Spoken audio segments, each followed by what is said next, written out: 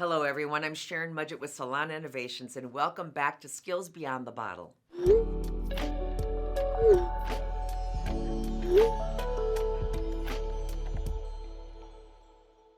How do you handle objections in a salon? Whether it's about a product, service, or something else, objections can feel intimidating.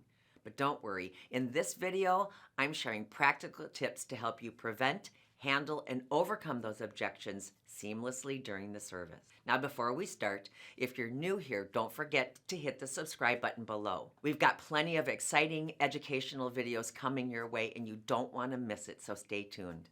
We all know how important it is to educate our customers and recommend products, but let's be honest, sometimes objections stop us right in our tracks. And over time, those moments can turn into reasons we stop recommending altogether. But here's the thing, objections aren't a deal breaker. They're opportunities to connect with the customer, address their concerns, and provide solutions they'll love. So let's talk about some tips to help you handle objections with confidence. Tip number 1, discover their needs. Now, the best way to prevent objections is to start with a thorough consultation. Take the time to understand your customers' wants, needs, and challenges. Asking the right questions helps tailor your recommendations and proactively addresses potential concerns. Now, remember, you're a licensed professional with expertise that they trust. Lean on that. And when you truly understand your customer's needs, you're already a step ahead in preventing objections. Tip 2, respond with affirmations. If an objection does come up, don't panic. Acknowledge it with an affirmation. For example, if your customer says they're unsure about a product, you can respond with something simple like, "Thanks for sharing that with me. I really appreciate your honesty." This small little step makes your customers feel heard, and it builds trust, which is key to moving the conversation forward. Tip 3, sympathize with your customer. We've all been in the customer's shoes before, and when someone is selling us a product, it can sometimes feel a little overwhelming. And that's why it's important to sympathize with them.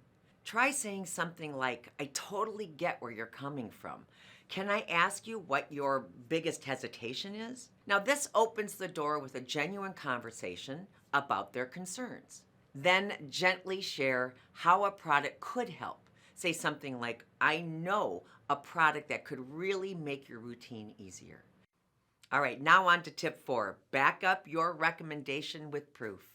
It's one thing to say that a product works, but showing your customers why it works levels up your recommendation. Be sure to do the research. Knowing a product's key ingredients, knowing customer reviews, and even the industry buzz can help you back up your claims. Now, for example, if you recommend a heat protectant, you could say, "This product has rave reviews for keeping hair silky and damage-free, even after frequent styling."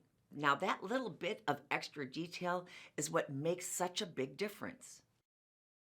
Tip 5, this is all about tying it all together. Before wrapping up a conversation, summarize the key points to connect the dots for your customer. For example, you could say, "Based on what we talked about, I think that this product will help hydrate your hair and make it easier to style. It's lightweight and it'll give you that smooth, polished look that you'll love." This reinforces the value of your recommendation and helps your customers feel confident about their decisions. Tip number 6, ask what they like about the product.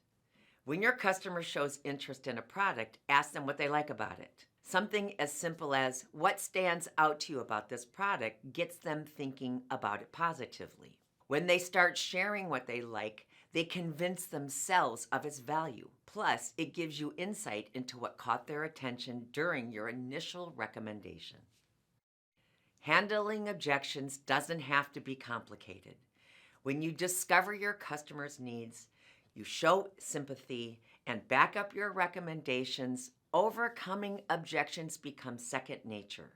I hope these tips help you feel more confident when navigating objections during the service. And make sure to stay tuned for part 2, which is coming soon. If you found this video helpful, you can show your appreciation by giving it a like, subscribing, and hitting the notification bell so you don't miss any updates.